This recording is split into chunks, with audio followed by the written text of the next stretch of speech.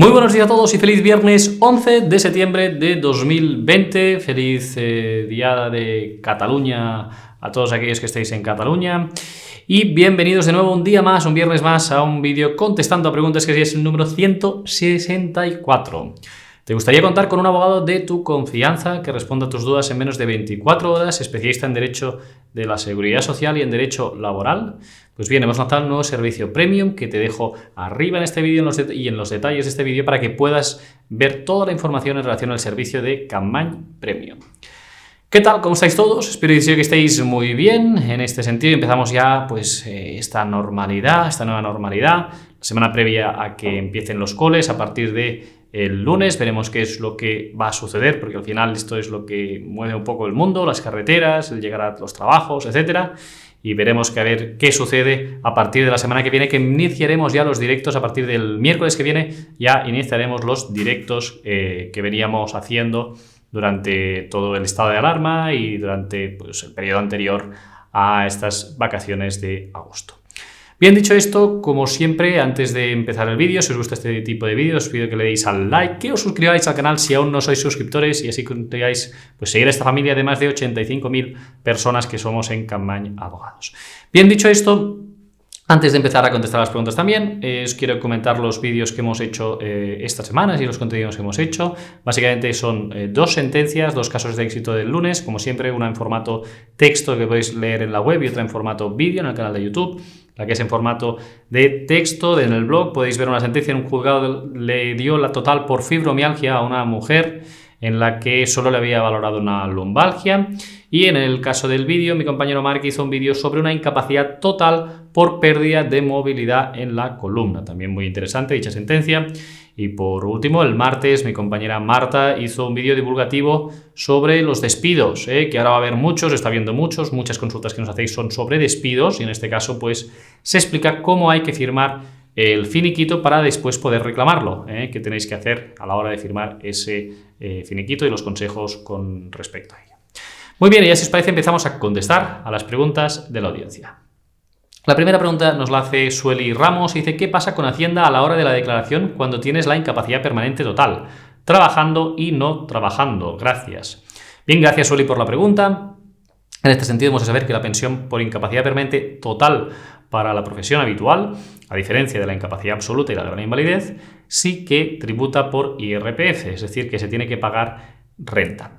Ahora bien, es muy probable que en algunos casos, aquellas personas que estéis cobrando pues menos de 900 euros de una incapacidad total, en este sentido, y no tengáis ningún trabajo, no tengáis retención o la retención sea cero. Entonces, en ese sentido, sí que debéis hacer la declaración de renta. Si tenéis más de 2 pagadores, pues la tendréis que hacer igualmente, aunque no superéis los ingresos. Es importante esto tenerlo en cuenta, sobre todo en el año en que se te ha reconocido la incapacidad total, porque a lo mejor has venido estando de baja, tenías un contrato en activo, por ejemplo, estabas cobrando de la empresa, has cobrado de la mutua de baja o del INS y ahora cobras de nuevo del INS por la incapacidad permanente. Pues en ese caso tendrás que hacer la declaración de renta. Entonces, en este sentido, el hecho de tener una incapacidad hace que legalmente, al nivel de la ley del IRPF, haya una bonificación y se aumente el mínimo personal y familiar por el hecho de ser pensionista.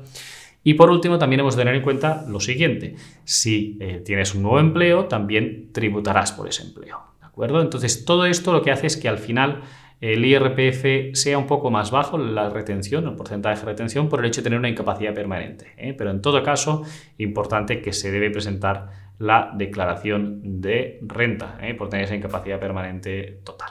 Muchísimas gracias por la pregunta, Sueli.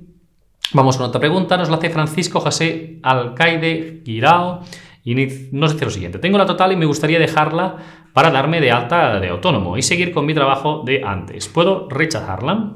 Bien, muchísimas gracias por la pregunta. En este caso, Francisco José, las pensiones no son rechazables, son irrenunciables. Una pensión de incapacidad permanente es irrenunciable.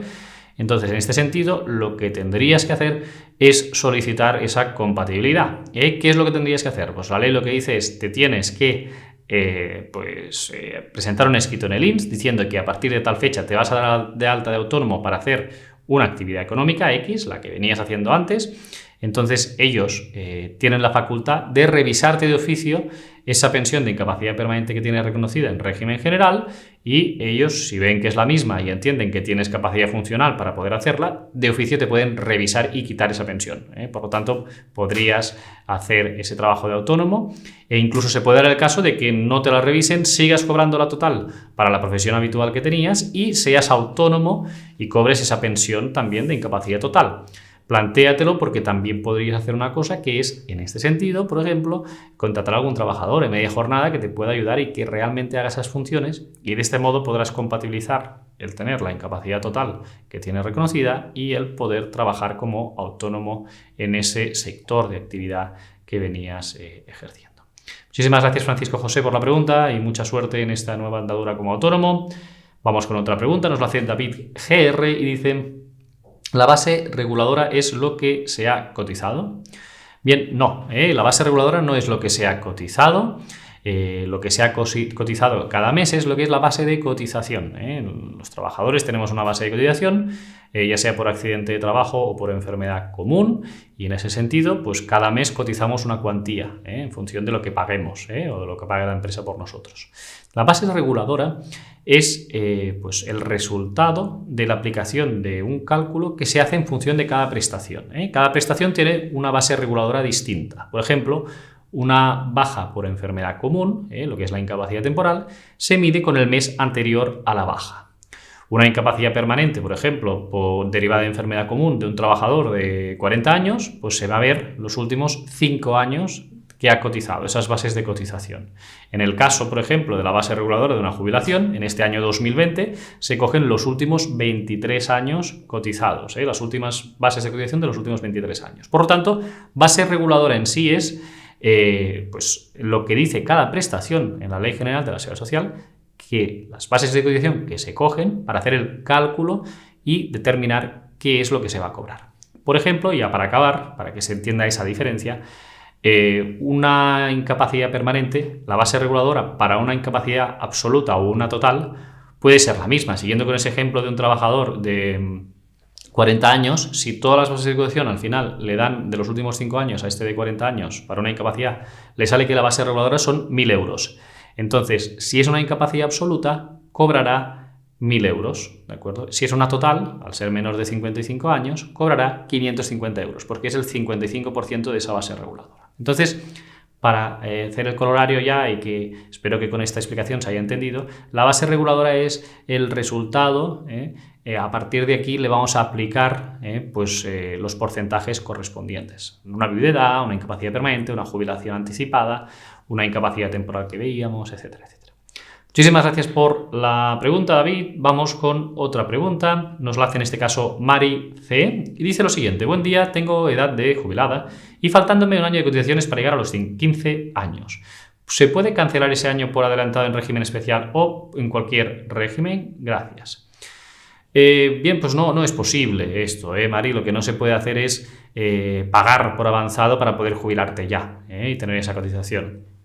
El convenio especial, en el caso de que lo puedas suscribir, sí que te permite ir cotizando, pero es mes a mes. Cada mes irás pagando y tendrás pues un mes más de cotizado, unos días más cotizados, un año más cotizado una vez lo tengas. Pero avanzar ese tiempo y adelantar, lamentablemente, no es posible. Es un poco contrario al espíritu de la Ley General de la Seguridad Social en cuanto a las prestaciones.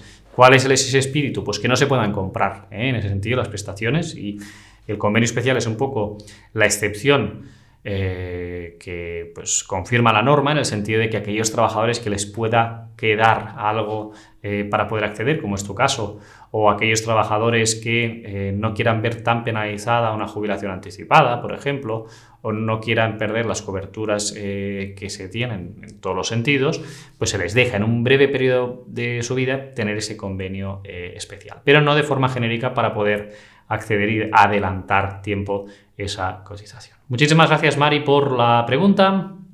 Vamos con otra pregunta, nos la hace Manel Kufi y dice: hola, si la persona no ha cotizado nunca, ¿puede tener una pensión? Tiene una discapacidad del 71%. Gracias. Bien, muchísimas gracias por la pregunta. Depende de qué tipo de pensión hablemos, en este sentido, Manel. Por ejemplo, si hablamos de pensiones contributivas, lo normal es que no, las que vengan derivadas por esa misma persona. Es decir, no podrá acceder a la jubilación contributiva, no puede acceder a una incapacidad permanente contributiva, pero sí que, por ejemplo, podría ser acreedora de una pensión de viudedad. Si estaba casada, pues en este caso su cónyuge fallece, pues en ese caso sí que podría cobrar una pensión contributiva de viudedad. Pero si hablamos de lo que ha hecho esta persona en la cotización en su vida, si no ha cotizado, no tendrá acceso a prestaciones contributivas pues como la jubilación, que es la principal, o como la incapacidad permanente, que tantas personas también a lo largo de la vida lamentablemente deben de acudir. Entonces, teniendo una discapacidad del 71%, lo que sí que podría acceder es a una pensión no contributiva por invalidez o, en su momento, una pensión no contributiva por jubilación. En todo caso, lo que debería hacer es intentar el acceso a esa pensión no contributiva por invalidez al tener más de un 65%, y en el caso de que le fuera denegada, pues recuerdo esta nueva prestación que se creó en el mes de junio, que ya está en vigor desde el 15 de junio, en la que se pues declaró el tema del ingreso mínimo vital. También esta prestación que gestiona el INS se tendría que mirar, en el caso de que le denegaran esta prestación no contributiva por invalidez, mirar el ingreso mínimo vital. Muchas gracias, Manuel, por la pregunta. Vamos con otra pregunta, nos la hace Marife Quip y dice: ¿cuáles son los requisitos mínimos para cobrar la pensión de viudedad?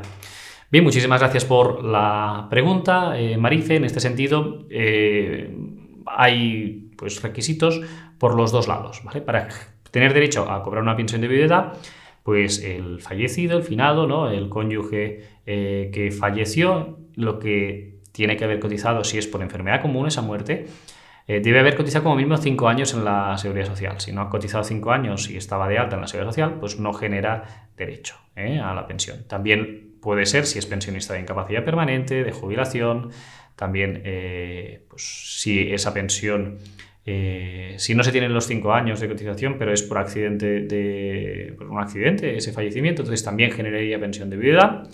Y entonces estos serían los requisitos que son más o menos laxos en relación a pues la persona que fallece. Entonces también se calculará, antes lo hablábamos, ¿no? El tema de la base reguladora. ¿Qué se va a generar? Pues en base a lo que haya cotizado la persona que fallece, pues se va a generar ese derecho para el cónyuge pues, supérstite, el superviviente, el cónyuge que pues lamentablemente ha perdido pues, en ese caso al compañero, ¿no? Al cónyuge.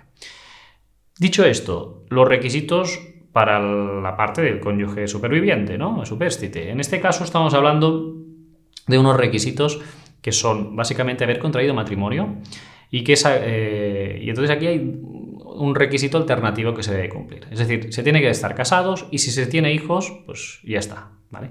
Pero si no se tiene hijos, el matrimonio debe haber durado como mínimo 1 año, o se debe acreditar esa misma convivencia por otros medios de prueba antes del matrimonio. Pero imaginaos que un matrimonio se casa y pues al cabo de 5 meses, por desgracia, fallece, pues no habría ese derecho de pensión de viudedad porque no llevaban 1 año casados y no tenían descendencia. También es posible aquellas personas que se hayan separado o divorciado, hay mucha litigiosidad en base a eso, se debe tener derecho a pensión compensatoria en esos sentidos y esos son los requisitos que pues, son más de detalle y que en otro vídeo podríamos explicar un poco más pues, de forma intensiva, y en ese sentido pues tener claro esto. Básicamente el requisito básico es matrimonio, si hay hijos ya está, no se tiene que cumplir nada más, y si no hay hijos 1 año como mínimo desde que se contrajo ese matrimonio. Muchísimas gracias, Marife, por la pregunta. Vamos con otra pregunta, nos la hace GamesTV007, dice: hola, buenos días, mi pregunta es: ¿puedo trabajar cobrando el RAI? Gracias. Bien, muchísimas gracias por la pregunta, y la respuesta es que sí que puedes trabajar, pero siempre cuando sea a jornada parcial y como asalariado. Es decir, tienes que estar en régimen general, asalariado, parcial, y en este sentido, pues lo que va a hacer es reducir proporcionalmente el RAI en base a la jornada parcial que estés haciendo. Siempre que sea parcial, pues cobrarás el RAI, pero se va a reducir esa cuantía en forma proporcional y no es compatible cuando hablemos de una jornada completa o si te haces autónomo. Entonces perderías esa prestación del RAI. Muchísimas gracias por la pregunta. Vamos con otra. Abdelatif El Maki dice: ¿puedo cobrar la incapacidad permanente fuera de España? Bien, muchísimas gracias por la pregunta y la respuesta es que sí, que la puedes cobrar, no hay ningún tipo de problema. Lo que tienes es que comunicarlo al INS, cuál va a ser tu domicilio en el extranjero para que te puedan notificar en todo caso, y lo que te van a exigir en ese sentido es pues que vayas cada vez, una vez al año, a hacer una fe de vida al consulado o a la embajada española del país donde quieras ir. De este modo se demuestra que sigues vivo y así seguirás cobrando la pensión. Es el único requisito que se exige para poder seguir cobrando la pensión, es hacer esta fe de vida, ir al consulado o a la embajada a demostrar que estás vivo y así puedes seguir cobrando esa prestación. Muchísimas gracias por la pregunta, Abdelatif. Vamos con otra pregunta, nos la hace en este caso Joaquín Cruz Andreu. Dice: hola, he estado de baja año y medio sin llamarme el tribunal médico. Me ha llegado una carta informándome de que están tramitando la incapacidad permanente, pero yo quiero el alta. Tengo que esperar a la resolución. Soy conductor profesional y la baja ha sido por alcohol. Me he recuperado, mi médico de adicciones me ha dado el alta. Por favor, decidme si se puede impugnar la baja. Bien, muchísimas gracias por la pregunta. En este caso, si has presentado esos informes diciendo que ya estás bien, lo más probable es que te den el alta. Y ahora, en el punto en el que estás, lo mejor sería que te esperarás a la resolución. Ahora bien, si quieres pedir el alta después de este año y medio, pues también podrías ir al tribunal médico y que ellos te dieran un alta. Pero si ya está pendiente este proceso en el que está pues, la resolución por caer, lo mejor será ahora que esperes a tener esa resolución, que lo que es más habitual es que te vaya a denegar la incapacidad permanente y vaya a extinguir esta baja y por lo tanto te dará el alta. Y en ese sentido, mi recomendación sería que esperaras a que te notificaran esa resolución. Muchísimas gracias por la pregunta, Joaquín. Vamos con otra pregunta que nos la hace Consuelo Roch Baluenga. Dice: me gustaría hacer una consulta. Tengo una amiga que lleva audífonos, pero no oye ni siquiera llevándolos. A raíz de una operación de oído le tocaron el nervio facial, y de ese ojo apenas ve tampoco. Ella podría solicitar una incapacidad, gracias anticipadas. Bien, muchísimas gracias por la pregunta. El hecho de que pueda solicitar la incapacidad va a depender de las posibilidades terapéuticas que existan tanto en los oídos como en la visión. Es decir, si se puede hacer alguna cosa más a nivel de tratamiento médico o no. Si no se puede hacer nada más, también va a depender entonces de la profesión que tenga. ¿Por qué? Porque normalmente por el tema de la audición, lo máximo que se puede conseguir es una incapacidad total en aquellas profesiones en las que se requiere de un uso intensivo de la audición. Pues en puestos, por ejemplo, de atención al público, telefónico, etcétera, etcétera, donde se usa de forma intensiva la audición en este caso. Y por el tema visual, pues también dependerá un poco de lo mismo. Si un ojo está sano y el otro pues tenemos una pérdida de visión, se tendrá que ver cuál es ese grado de pérdida, igualmente si hay tratamiento posible o no, y también qué tipo de profesión tiene. Porque si mantiene la visión correcta con el otro ojo, como mucho se podría acceder a una incapacidad parcial o una incapacidad total para el trabajo si se requiere de una especial agudeza visual para poder ejercer ese trabajo que esté realizando. Por lo tanto, como máximo estaríamos hablando de una total y a expensas de valorar estas cuestiones. El agotamiento, por un lado, y el alcance de esas limitaciones que tiene tanto de la pérdida de visión como de la pérdida de audición.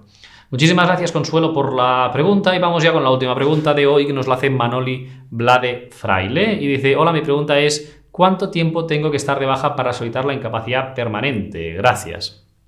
Bien, no hay un límite, de hecho no es necesario estar de baja para solicitar la incapacidad permanente.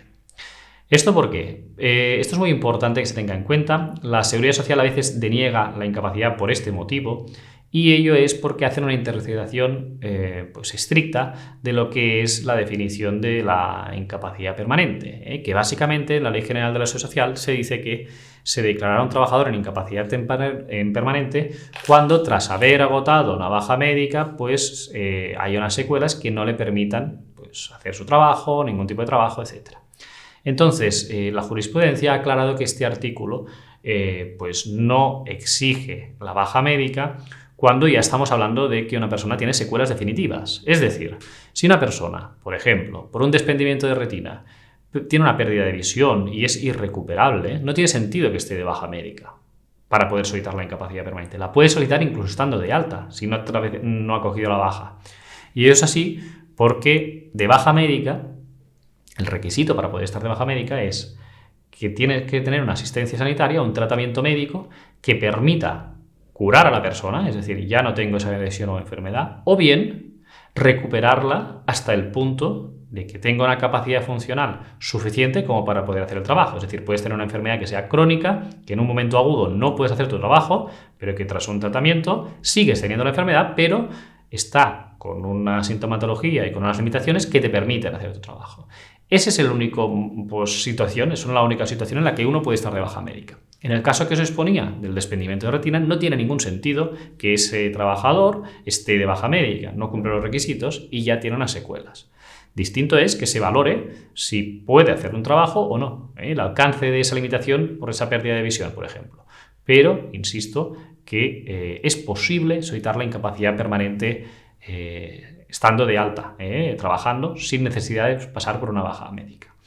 Ahora bien, mi consejo ¿cuál es? Que cojáis la baja médica, aunque estéis en esta situación. No os va a poner ninguna pega al médico de cabecera y al menos, de forma automática, el INS no os va a denegar esa pensión y no tendréis que acudir a la vía judicial. ¿De acuerdo? Entonces, por lo tanto, aun sabiendo que no es necesario estar de baja médica, la recomendación sería siempre que, pues, en ese sentido, estéis de baja médica y entonces solicitéis la preceptiva incapacidad permanente y a partir de ahí pues que el INS resuelva si os conceden o no un grado de incapacidad permanente.